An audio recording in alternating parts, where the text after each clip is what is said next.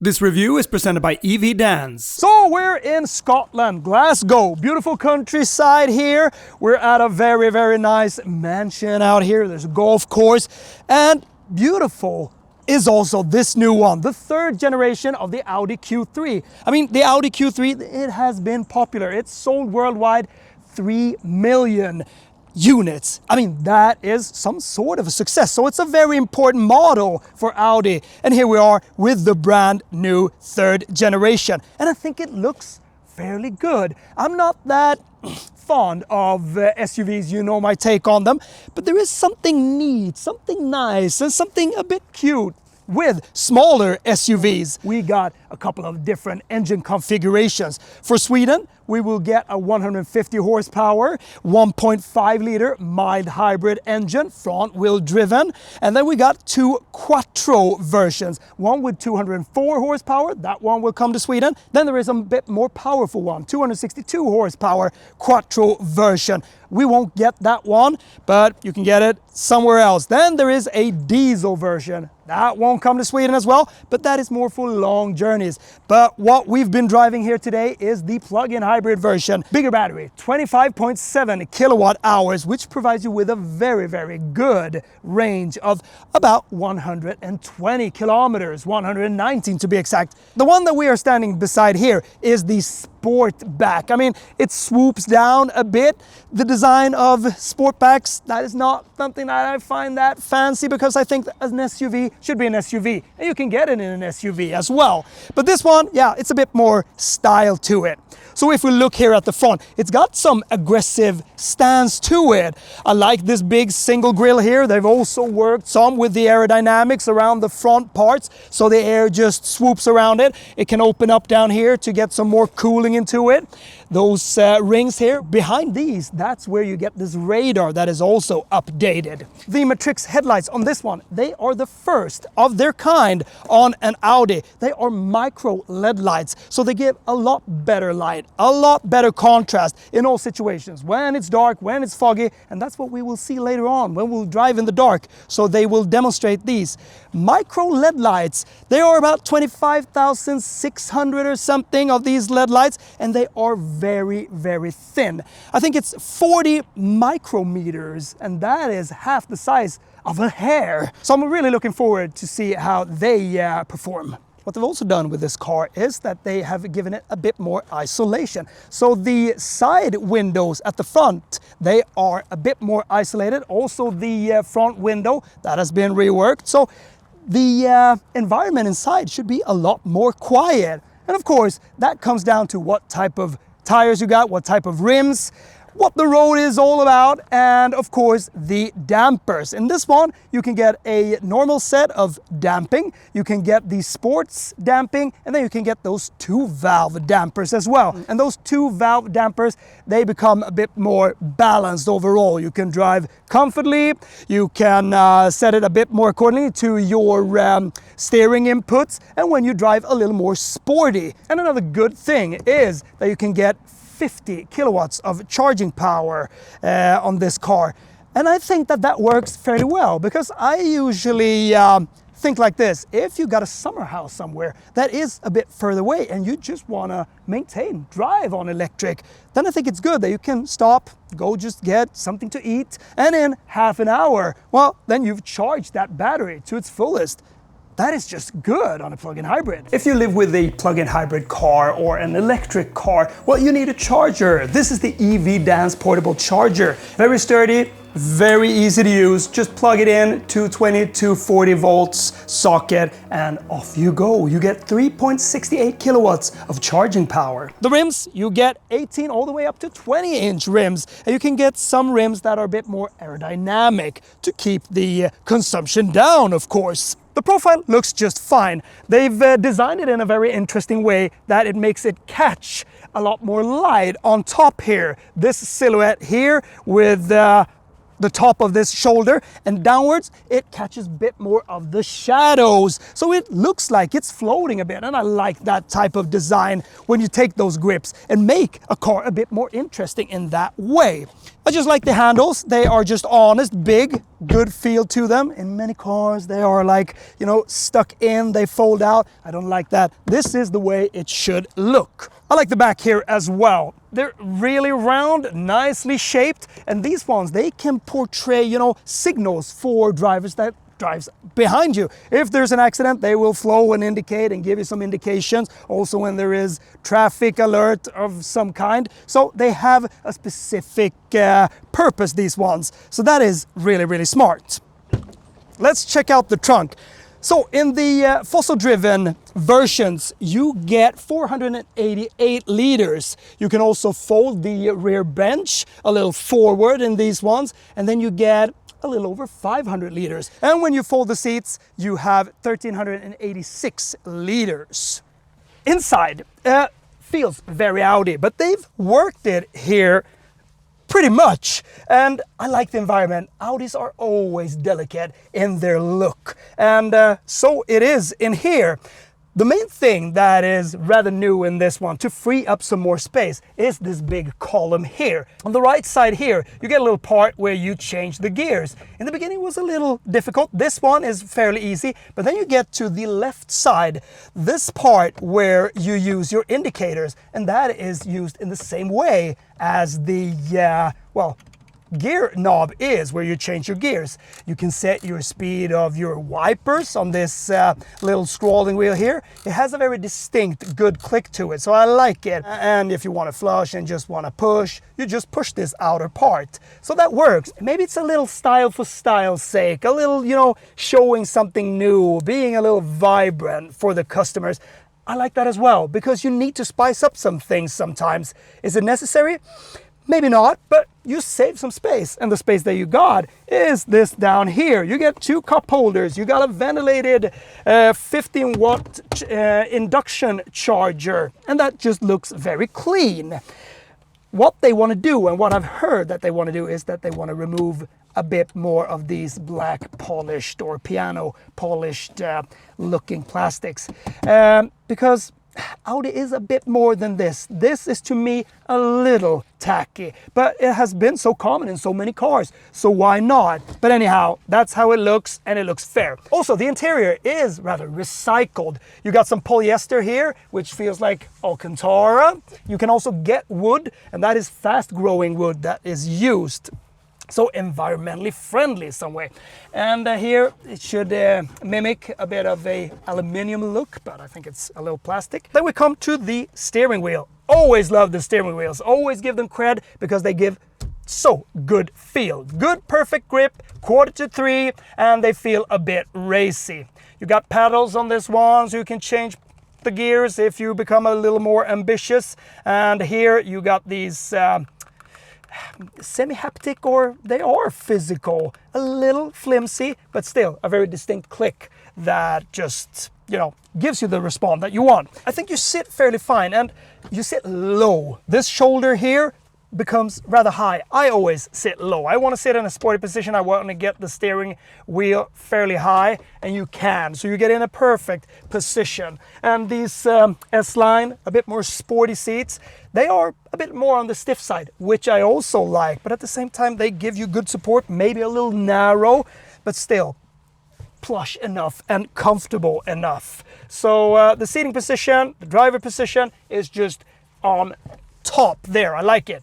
This big screen, it's about 11 inch in the cluster in front of you. You can change that, push the button view. You get a rev counter in this one. You can see the lane, get your navigation, which is very clearly displayed with good graphics, good contrast. So everything that you need is in front of you here. And then you come to the screen. This has been updated. It is quick. The graphic is just as good on this one. Navigation is quick. There is also voice commands. You can do a lot of voice commands to this car. It's got AI. But a good thing with a fast system like this is that it is fast and intuitive. And what they've also done in this one is that they have a bit better color to it now. Sometimes when you needed to go into something and disengage stuff, it was a bit, you know, dizzy. You didn't really know if it was off or on. Now it's a lot better. So this feels a lot more refreshed. You got different drive modes in this one. You can get into balance, dynamic, comfort, efficiency, and lightings. You can set up to, I think it's 30 different colors for the ambience light in here. Driver assisted systems, a lot of that. You also got this safe system, so when you drive, it monitors you as a driver. So if you are a bit, you know, tired, or if you would black out or something like that, it will, you know, try to wake you up. It will give you vibrations, it will brake, and if that doesn't wake you up, well, then it will drive to the side of the road, and then it will call the emergency. So smart system comes from the Volkswagen group, but that is really good, and I think that that has saved a lot of lives, and it can save a lot of lives. So very good safety systems on this car. Also the new Matrix headlights on this one, they can portray you know, like a symbol of a snow crystal on the road, so you know that, oh, it's about to get a little slippery. There might be snow or some kind of chillier weather. And also when you get to a bit more complicated road work, then it lines up where you should drive. So very smart. This new Matrix LED light sits in the compact Audi segment for the first time, which adds to a whole new level of premium, because they are actually quite impressive in operation. And micro LED light technology for the first time in an Audi, which replaces the older DMD module. We went out at night and got shown how they worked. By displaying important information from the assistance systems in the driver's direct field of vision in front of the vehicle and with a direct visual reference to the road infrastructure, the light functions help to further increase driving safety. The extra cost for these digital Matrix LED lights are 16,100 Swedish crowns, or around 1,500 euros. You got some physical buttons, which is always thankful. Turn the traction control off, you can force it into EV. And when you drive on EV, you got 116 horsepower. Combined with the petrol engine, which is 1.5 liters, you get 272 horsepower. So 0 to 100 is done in about 6.7 seconds, so fairly brisk. Front wheel driven, yeah. So I like the design. They've put some of the memory buttons for the seating configurations down here. Cut this one off to just make some more space, so it feels roomy, even without a glass roof or a panoramic roof. You see well out still, you're a bit cocooned, so it feels a little sporty. You can feel the hood, and I think that is important parts, because when you feel a hood, you should feel that you sit in an SUV, and you really do in this one. So I like this big curved display here. It doesn't feel stuck on that much, it just feels elegant. I like the design of the interior in here. And as you can see, you can fold this bench so you get some more space. I think that is just great. I mean, if you have small kids, because this car is more aimed for a family that has younger and shorter kids. Now, I'm not that tall, 174, almost 175. It's carved out fairly good, and even in this Sportback version, I sit well. The space is fine for me, but I think it's more aimed for you know, shorter persons or kids. Sure, you can be 180. It starts to get a little tighter, but that's what it is. 2 USB-C ports here. You can set the fan speed down here. Pockets here. Looks just okay. You also got this Sonos sound system, which is surround based, 400 watts, so it's powerful. And I think that the sound system also reduces some of the noise that comes into the cabin, because you can get in and set it into some sort of noise or sound calibration. Yeah, 2 cup holders here. Seats feel fine, they're rather flat, and you sit upright. But for a small SUV like this, I just think that it feels good. You got some support underneath your legs here. Well, not that much more to talk about. The space for me is just fine. ISOFIX, and that's about it. So the base entry engine, the 150 horsepower front-wheel driven mild hybrid engine, which also has cylinder on demand, which is good. It cuts off 2 cylinders to keep the consumption down. that comes to Sweden, and it starts at 44,600 euros. So it's around 480,000 Swedish crowns. And then it ranges up to the plug-in hybrid version, which is the most expensive one. And that one starts at 49,300 euros. And if you want this one, the Sportback, well, that's a little more expensive, 51,300 euros. So out on the Scottish roads, and now we drive in the left lane, so need to keep that in mind. Okay, so it's happened a lot to this new Q3. The Generation 1, well, that was sort of a small, rather odd looking little SUV. But still, that was the era when the small SUVs started to pop up and become a little popular. You wanted SUVs. Nowadays, everything is meant to be called SUV or crossover, just to get that status etiquette. And here we are with the third generation. And you can feel that it is tech. It is a little more high level in this, and it has dripped down from the other news in Audi's lineups, and it also looks the part. We've put up this little note here: drive on the left. We're driving a left-handed car. And yeah, this is one of the biggest news in this car. This column here feels a little strange. Just tapped it a couple of times now, but as you indicate with the left part of it, so it's a moving part on the left side of this long column. If you want to change the wiper speed, you have a little scrolling wheel here, and distinct high click, which is good. You know, the initial feel is not bad, but you're so used to having a stalk, which you just pull and push. This is a bit new, and that is the industry in itself.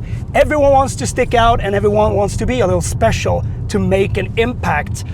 And yeah, sure, it might make a little, confusing impact in the beginning, but after a while, it might settle in. Of course, on the right side, that other part here, that's where you change the gear.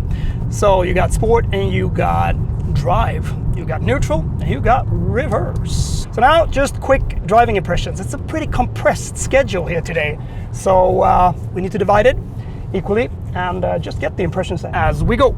The plug-in hybrid that we're driving now. So this is front-wheel driven, 1.5 liter engine, 4-cylinder. You get 272 horsepower, so I mean it's rather quick. The range is good. You have a battery of 25.7 kilowatt hours. I mean, that's big, that's large. You can also get a 50 kilowatt onboard charger, so you can tap it up. I mean, if you go to the countryside, if you have a summer house or something like that, and you have a bit further distance, that's my only, thing of motivating having a quick charger on a plug-in hybrid. Then that's fairly good, because you can just run on electric. It takes about half an hour to charge that up. So the range, I want to go for the Sportback.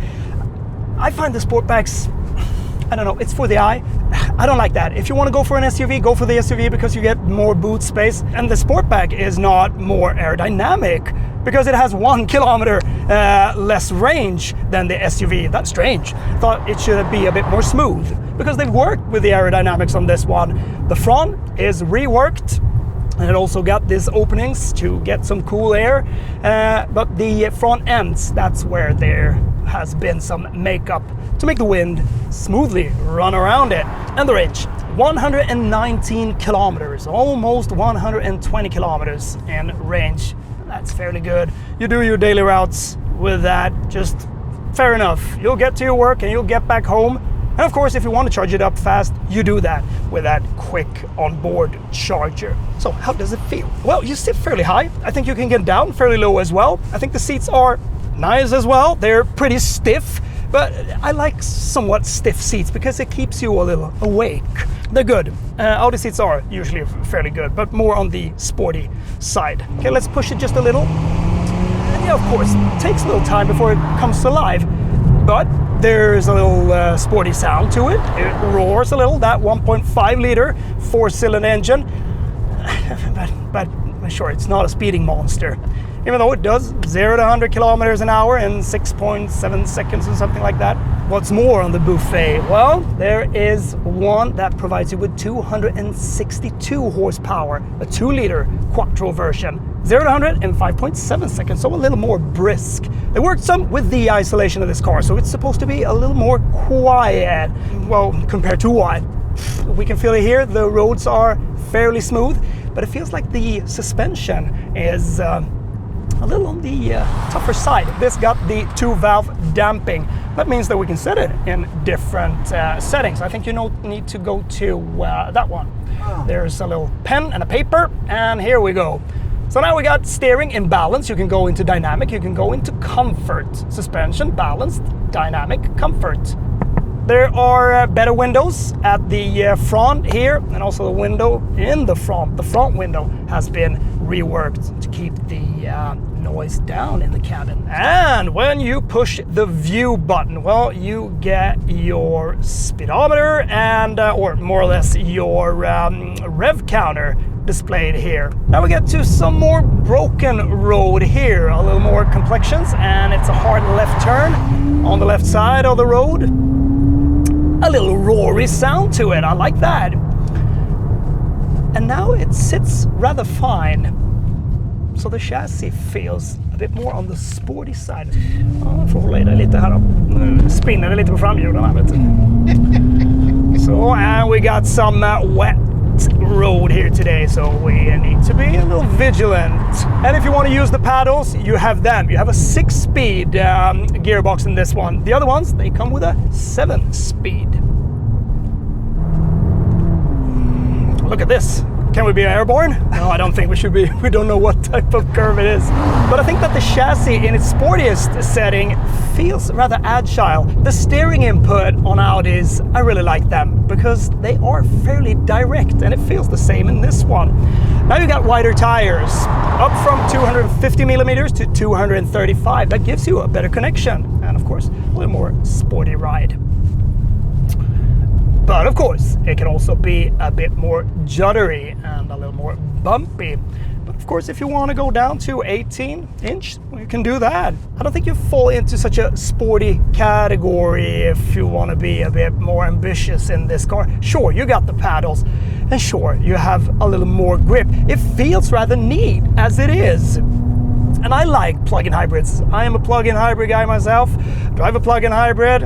I also got an electric car, but I've always liked plug-in hybrids in some way. And this one, having that range, that is good, but that is a minimum for plug-in hybrids nowadays. You need at least 100 kilometers to be a bit more satisfied. Under that, it's pretty useless. Pretty nice road. I like these type of roads. It's, you know, like a semi-rally roads, broken up. They're a bit patched here and there. It's a little banking. You can really feel what the chassis, you know, can deliver. And it feels like it's a little more on the firm side. And when driving a bit more sporty, that's where it feels the best. Because even when we were driving on some smoother roads in town and we had it in comfort, I didn't think it was that smooth. So if you purely drive on battery, just the consumption is around 22 kilowatt hours per 100 kilometers. In plug-in hybrids, it is usually a little higher, but still that drains it a lot. When the battery is fully discharged, the consumption is around 6.6. That is fairly okay. And when they both work together, the average consumption is around 2.2 liters per 100 kilometers. The third generation Audi Q3 is a densely technology-packed compact SUV. I like the tactile feel that Audi always provides, and this one feels quite similar to its bigger brother and sisters, to some extent. Nice interior and exterior design, suspension is good, although a little on the firmer side. But it's very on point, and it lines up very well by being on point in the area of intuitive when managing the systems, from both the screen with the new symbols and background to the new column that has replaced the normal stalks behind the steering wheel. It might be the bigger, sportier tires and rims that let some extra noise sip in, and it's just that. You would want a little more quiet cabin, especially when they say they have been working on the isolation. I think the sound cancelling system and a bit smaller wheels would do it. Need to try out the other suspensions as well, because we always know that different suspensions, they can surprise in many ways. The plug-in hybrid is fast enough, works strong when running only on battery, and the range is very good. Plus, the 50 kilowatt onboard charger you may have is really good. This makes the new Q3 a choice for many that yet isn't ready for a full EV and that still wants a premium product, with a bit of that extra nippy and connected drive that Audi always manages to provide.